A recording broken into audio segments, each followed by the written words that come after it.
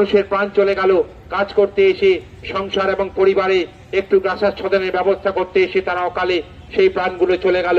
রাজ্য সরকার এবং সর্বোপরি স্থানীয় প্রশাসনের ব্যর্থতায়, পুলিশ প্রশাসনের ব্যর্থতায় তার বিরুদ্ধে পশ্চিমবঙ্গ প্রদেশ কংগ্রেসের মাননীয় সভাপতি শুভঙ্কর সরকার মহাশয় কালকে ইস্টার্ন মেট্রোপলিটন বাইপাস অর্থাৎ ইএম বাইপাসের রুবি মোড় থেকে বেলা 1:30টার সময় পদযাত্রার ডাক দিয়েছেন। ওই দুর্ঘটনাস্থল পর্যন্ত আমরা বিচার চাইতে যাব। এই বিষয়ে আমাদের মাননীয় সভাপতি তার বক্তৃতায় বিস্তারিত বলবেন। এখন এই মনরেগা কর্মসূচি, মনরেগা যে আমাদের যে প্রকল্প, এবং সেখানে কেন্দ্রীয় সরকার, মোদী সরকার কিভাবে মনরেগা থেকে মহাত্মা গান্ধীর নাম শুধু মুছে দেওয়া নয়, মনরেগার যে সুবিধাগুলো সাধারণ প্রান্তিক মানুষরা পেত সেই সুবিধাগুলোকে উঠিয়ে নেবার যে ঘৃণ্য চক্রান্ত করছে সে সম্পর্কে বিস্তারিতভাবে বক্তৃতার মাধ্যম দিয়ে বলবেন আমাদের রাজ্য কংগ্রেসের অন্যতম সাধারণ সম্পাদক তথা প্রাক্তন শিক্ষক সুজিত পাটোয়ারি।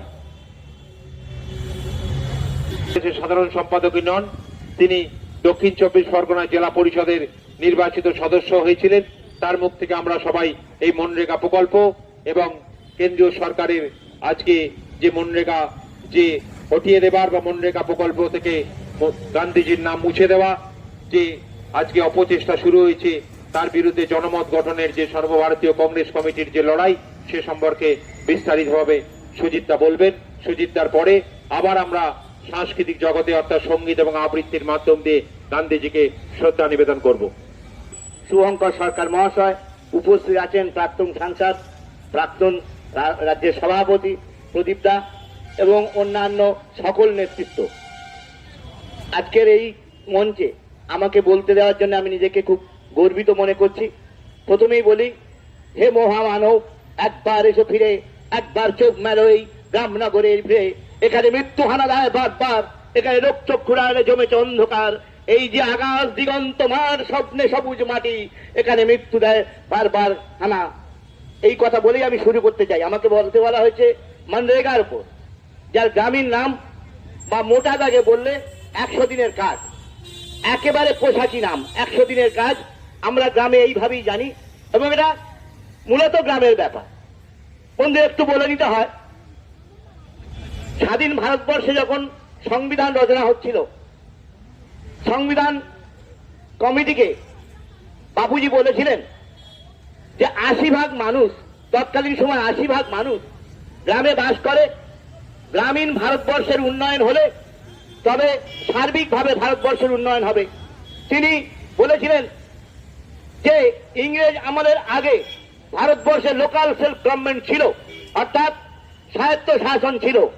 বিভূতিবাবুর যারা একটু পড়াশোনা করেছেন, আরণ্যক উপন্যাস পরিষ্কার উল্লেখ আছে গ্রামীণ স্বায়ত্ত শাসন ভারতবর্ষে কেমন ভাবে ছিল। আর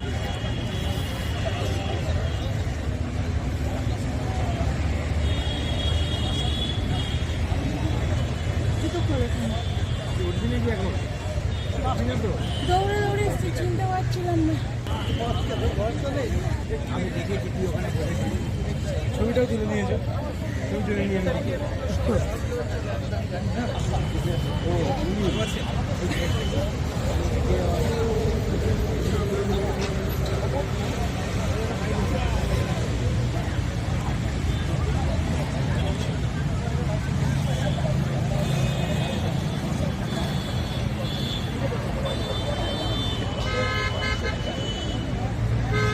আরে দিদিকে বসতো।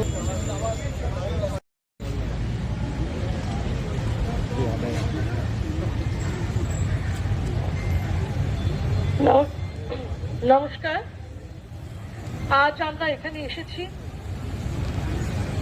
জাতির জনক তার আত্মোৎসর্গ দিবসকে স্মরণ করতে এবং তার কীর্তিকে ভুলিয়ে দেওয়ার যে কুকীর্তি শুরু হয়েছে সেটাকেও আমরা মানুষের কাছে তুলে ধরার জন্য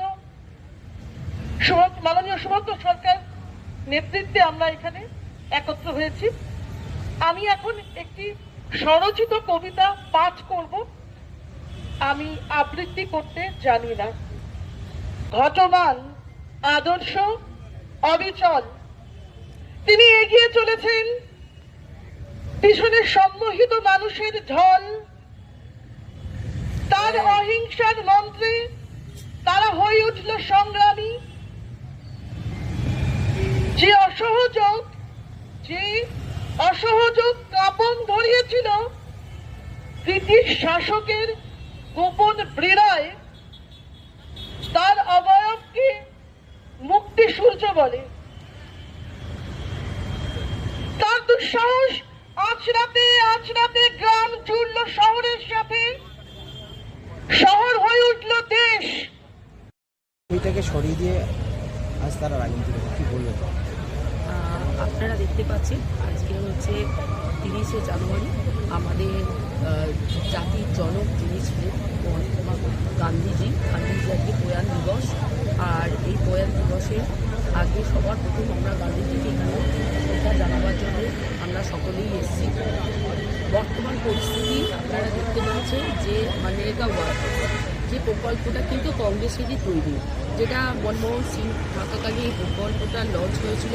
এটা কিন্তু সম্পূর্ণ সন্ন্যাসীর চিন্তাধারা, যে গ্রামের আর্থিক অবস্থা যাতে উন্নতি হয় আর যাতে পরিযায়ী শ্রমিক যাতে না যেতে হয় বাইরে, তারা যেন স্থানীয় জায়গায় কাজ পায়, সেই কথা চিন্তা ভাবনা করে এই এখন কিন্তু আবার শ্রদ্ধা নিবেদন করবেন টাকা কিন্তু আসছে না। আমাদের রাজ্য কংগ্রেসের অন্যতম সম্পাদক সুপ্রিয় ভট্টাচার্য। কিন্তু আর্থিকভাবে দেখা যাচ্ছে যে সাধারণ মানুষ কিন্তু আজকে কিন্তু তার পরিষেবা পাচ্ছে না, তাদের আর্থিক অবস্থা আরো খারাপ হয়ে যাচ্ছে। অথচ তারা এই ধন্য ধন্য পুষ্প ভরা আমাদের এই বসুন্ধরা, তাহার মাঝে আছে দেশ সকল দেশের সেরা, ও সে স্বপ্ন দিয়ে তৈরিতে দেশ রীতি দিয়ে ঘেরা। এমন দেশটি কোথাও খুঁজে পাবে না কো তুমি, ওতে সকল দেশের রানীতে যে আমার জন্মভূমি, সে যে আমার জন্মভূমি, সে যে আমার জন্মভূমি। চন্দ্র সূর্য গ্রহ তারা কোথায় উজ্জ্বল এমন ধারা, কোথায় এমন খেলে তরি এমন কালো মেঘে, তার